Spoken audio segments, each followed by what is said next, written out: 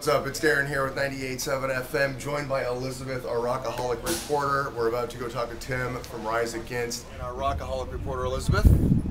Hi. And of course, Tim from Rise Against. Thanks for hanging out, man. Hey, man, it's my pleasure. Thanks for having me, Elizabeth. Panoramic view of where we are here in Los Angeles. Where else have you stayed when you've been in town? On my friend's couch at Huntington Beach. That was the first 5 years that we. I was gonna say. Yeah. We crashed in his house. We pull up in the middle of the night and unload on his hardwood floor and just sleep there. Yeah. But it was. It all happened. Rage Against the Machine. It's obviously they got back together and they put the show on. And how did Rise Against get involved? Ooh, we just kind of a call out of the blue, sort of, you know. And actually, in the last couple of years, we've hooked up with Tom Morello over a few shows. We played a festival in Austria with them, with Rage Against the Machine, a while back. I went up to Madison, Wisconsin, and played with Tom on the steps of the Capitol there during some of the union rallies. Yeah. And so we spent some time there in the freezing cold Madison, Wisconsin winter. And so we've we kept crossing paths, and I was happy to see those guys play us out. And it was epic show. We're certainly humbled to be a part of. Your lyrics, stuff you come up with for your music, what inspires you? I guess real generally just life and just all the different parts of it, all kinds of art and culture, whether it's a film, a good film, or a good book, a lot of good literature, other bands, my friends' bands, going to see them. These things all feed into the songwriting process. They get your brain going, and they stimulate your mind. You find ways that you can add something to the conversation, So, I can walk away from a good movie with a great idea for a song, or walk away from a good book with a great idea for a song, or walk away from a concert and say, wow, that band was amazing. I want to do my own take on what they did, and all those things sort of trigger different ideas. And certainly Rise Against being a band that isn't afraid to talk about politics, we like to put water where the fire is, and to talk about things that we don't see being talked about. Right. Okay, how do you feel your music has made a difference in the world? I guess it's such an intangible thing, that you can't really gauge or put your finger on. You can put music out there, and you can play shows for people around the world, and you can cross your fingers and hope that people are getting it. But you never know if people are really getting it, or if they're just sort of there to bob their head and hang out, which is also cool. I think music should serve that purpose. But for me, instead of trying to gauge where we fit into a global landscape, for me, it's always been the one person who walks up to me and says, "Hey, your band's changed my life." Or after a show, the kid who's before I listened to your band, I was lost, but now I feel like I have a little bit of direction, and that kind of thing. And that's, to me, that's more important than any other giant goal that we might set. Is that one conversation, that one person who we changed their life somehow, that makes every song we've ever written. Tim, I want to ask about the event last September that happened that really obviously inspired you guys to write Make It Stop. You want to kind of give us a little bit of background how that came to be? Yeah, well, we were in the studio last September actually, and that was when a wave of gay teen suicides kind of hit the headlines, and it was really shocking to see that kind of stuff. Certainly we have a lot of fans who are gay and part of that community, and sort of have emailed us in the past, explained to us sort of the tormented adolescence that they've had to go through. But when all of a sudden you saw this cluster of suicides all at once, that really triggered a reaction in me, and I think a lot of people, where it was things were finally coming to a head, and saying, what kind of world do we live in that makes someone feel like they no longer can survive World War Day? And so I felt sort of an obligation as a songwriter to comment on that. We had a lot of fans who had questions about, hey, I'm gay. Does your band condone it, or would you judge it?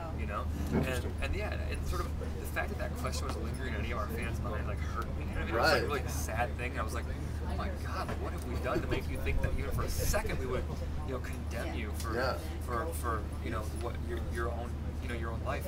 And so it was a catalyst. That was one of the catalysts. There was many things. It was the gay teen suicide in September, conversations with our own fans about where we stood, where I was like, this needs to be a song. This is the end of it. This needs to be a song. This needs to be a definitive statement. And I knew it would have a little more gravity coming from the rock world, which sort of doesn't comment about this stuff very often. It's not really it's not really an issue that many rock bands take on. You know, it's almost like I would compare it to like if like a country western band would sing a song against the war. You know what I mean? Like exactly. Yeah. It could be a very unpopular thing, or at least like something that could cause a lot of friction in fans. At least maybe a dangerous thing to do. And I was like coming from this rock world. I wanted to make sure that we put to rest any questions about where we stand, or where other rock bands can kind of follow. Yeah, and the video's amazing. If you haven't seen the video, you gotta go. Tears to my eyes. Oh my God! I can't believe some people actually go through that every day and they still manage to fight off and keep vision. Right. That's what I love about the medium of a video is it can really sort of drive home what the song was talking about and bring to life what really is happening out there. We had a great director, Mark Klossfeld, and put together this amazing, vivid, and graphic video. And it was filmed at one of your high schools? Yeah, it was filmed at the high school I went to, actually. We were finishing our tour with Bad Religion, and we needed to film a video. So we were going to stay in Chicago to do it, and they said, well, we need the All-American High School. And I was like, well, I can't think of anything more All-American High School I went to. So, do you ever feel like you were bullied? I think right when I got into high school, I got into like the punk subculture and all that. It was like going to school, ripped up jeans, long hair, and like listening to Black Flag and this. It was a time where I felt very ostracized from like my peers, people around me. I got very lucky and found the other deviants in high school. I found the other misfits, the other black sheep, and we all banded together. And I went on to have a really, I think I have fond memories of my high school life, to be honest. But I know that just as likely as I found those people, you might be just as likely to not find anybody. And then I can see that could be a very dark place to spend your adolescence. Oh, for sure, yeah. Elizabeth, I want to get back to one of your questions, but real quick, I want to ask one more question about Make It Stop. At the intro of the song there's almost like that choir of singing. Yeah. I'm curious who that is.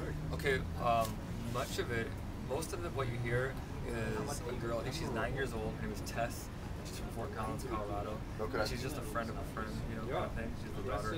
She's actually friends with my kids. It's a mature sound. It's almost haunting. We brought in a bunch of kids from the town. We recorded in Fort Collins, which is an hour north of Denver, with Bill Stevenson, who played drums in Black Flag and Descendants, a lot of stuff on bands.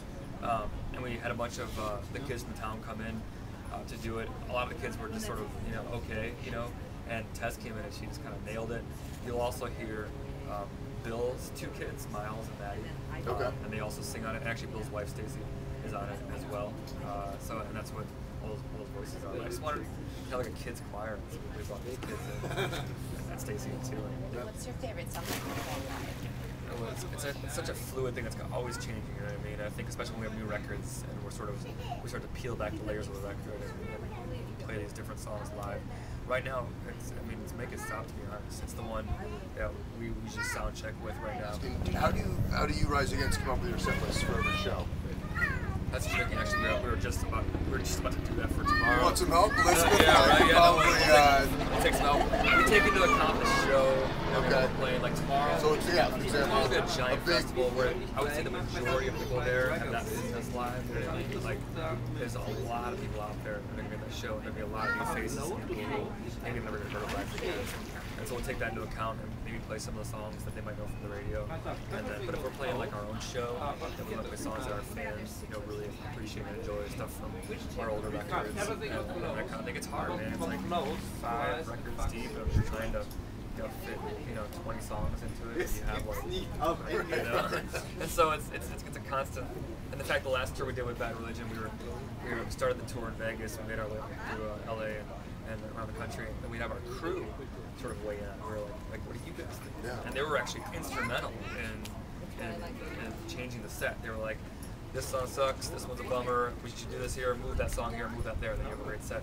Yeah. And we changed all those things and they were right. I had actually heard that Pearl Jam did that. They did an entire tour where they had their crew do the set list for every show. Totally. No one is more intimately involved in like any band set with a crew. We sit there and listen to it every day. They're hard to impress. We've heard it all. And so I always value their input. Yeah. Okay, so I read somewhere that you all are vegan. Oh, we're all vegetarian. Yeah. Okay, so what do you think people typically misunderstand about being a vegetarian or going vegan? I guess that it's anything sort of like, as far as a diet, it's anything that radical in terms of finding food. It's like the easiest thing, really. Especially, I've been a vegetarian for, I guess like 14 years now. And so back then, you know, you couldn't go get a veggie burger in the grocery store. You know, no restaurant had it, you know? And so it was something that it's become so much easier to do nowadays, and almost any restaurant you walk in has got a good vegetarian option. And it's not even a struggle, like you find great food, we eat really well, you know? A hidden talent, ooh. I make a mean peanut butter and jelly sandwich. Actually, I got one. Is there a song that, when you hear it, either brings you to tears, either because of joy or because of sadness? Wow, that's a good question. I can't think off the top of my head, but there are many songs like that. That's sort of the power of music, I guess. Yeah. Is that music has that ability to put into a song what you can't really. Yeah, exactly. I wish I could think of one, but I can't. Elizabeth, last question for Tim from Rise Against Us. Best music festival you've ever been at? Good question. That's a good question. I'm gonna have to say Lollapalooza only because I'm from Chicago, and like we played it. It's right in Grant Park, and Grant Park is such a historical area of Chicago. It's right on the lake. It's where everywhere from the 1968 Democratic National Conventions, when police were beating up hippies out there, and to like Obama's inauguration or acceptance speech that 81 was in Grant Park. You know, it's a historic place and a lot of history there, and it was amazing to like play, you know, to my city, and I mean that in a very like literal and physical sense. You could see the skyline of the buildings and the lake and 30,000 people. It was one of those moments where like I remember coming to this park when I was 13 years old and riding bikes with my brother, you know, and so to be here playing this show is like that's something that I don't take lightly. Mm-hmm.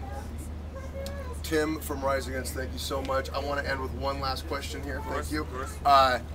For someone who'd maybe never heard of Rise Against or hasn't even heard the new album Endgame, how would you describe Endgame in just like one or two sentences? Ooh. And go pick it up, by the way. Right. It's a physical, emotional roller coaster of everything from angst to love.